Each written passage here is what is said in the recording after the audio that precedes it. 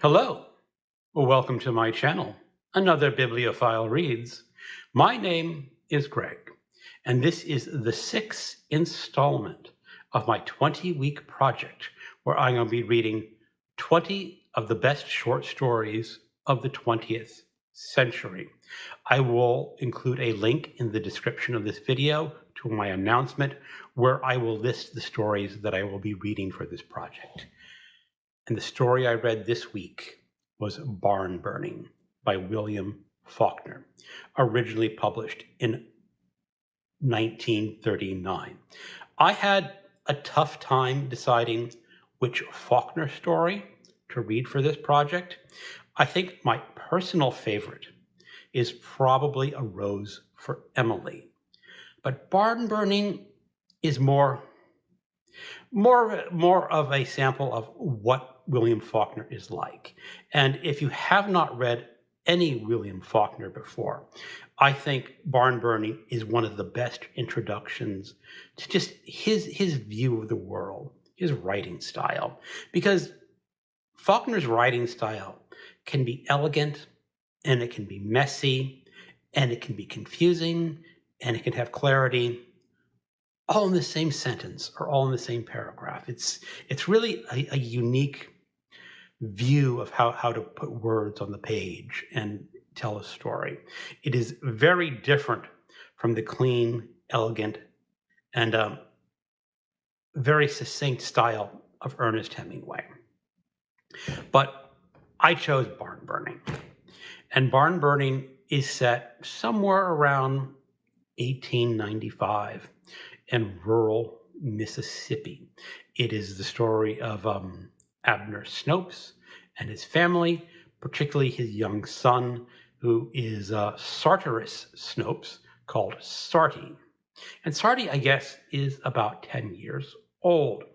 It starts in front of a store that is functioning sort of as an impromptu courthouse. And there is a judge. And Abner Snopes has been accused of setting a man's barn on fire because the man who owned the barn charged Abner Snopes for a hog that kept breaking into his property. And, Abner Snopes is not happy with that charging of a hog. So he paid off his debt to the man and basically sent a threat that said barns can burn. And the barn did burn. So Abner Snopes is being accused of this crime.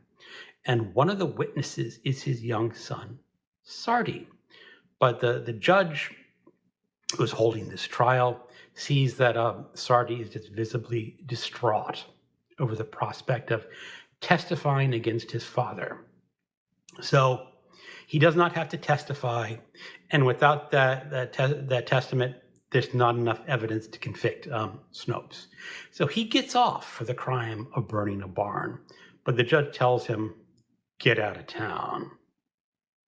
And Snopes leaves on his wagon with his family, his other sons, his daughters, and all the junk that's on this wagon.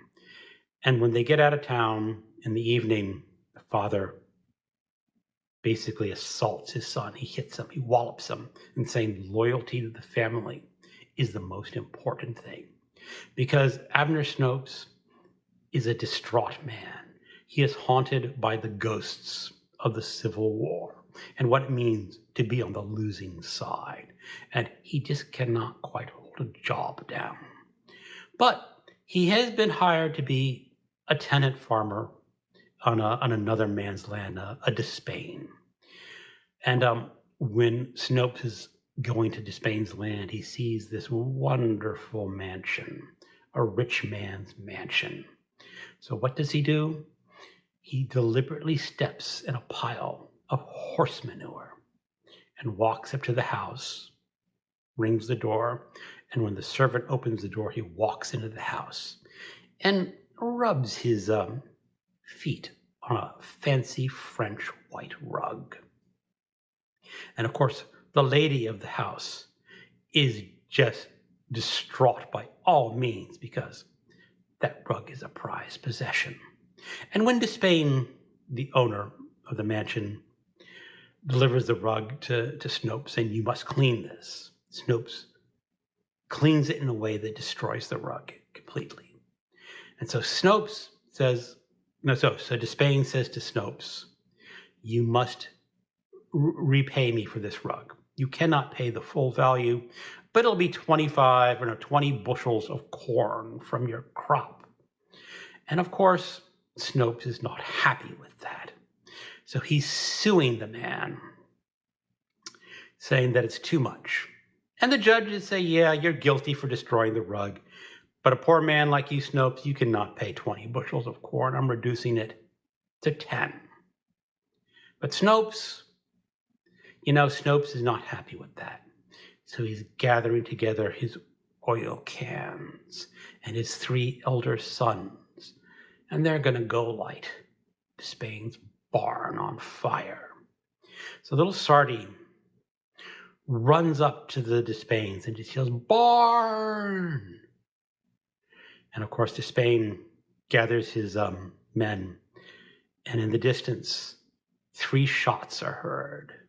Or Sardi hears 3 shots, and he's running through the forest or the croplands near dawn, and he hears the whippoorwills crying.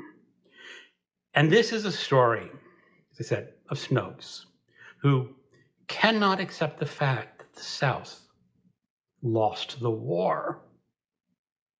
And he takes that out on everyone, even though it's damaging to himself. And you have the Sardi who's conflicted. Does he betray his father?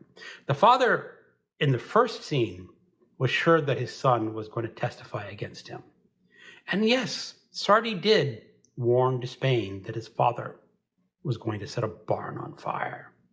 And he heard those 3 shots, presumably his father and his 2 elder brothers getting the bullets. And what has happened?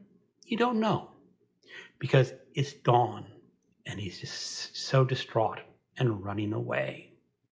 And I think this shows Faulkner at his best, describing what can happen to a man in the South, haunted by the ghosts of the Civil War and the loss, and not being able to cope with that loss.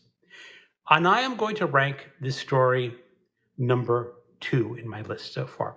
It is behind A Clean, Well-Lighted Place, which is kind of unusual. Overall, I think I prefer William Faulkner to Ernest Hemingway, but I think the story that I read by Hemingway, A Clean, Well-Lighted Place, is a better story than Barn Burning, although the 2 taken together are still really great short stories. Thank you for watching, and keep on reading.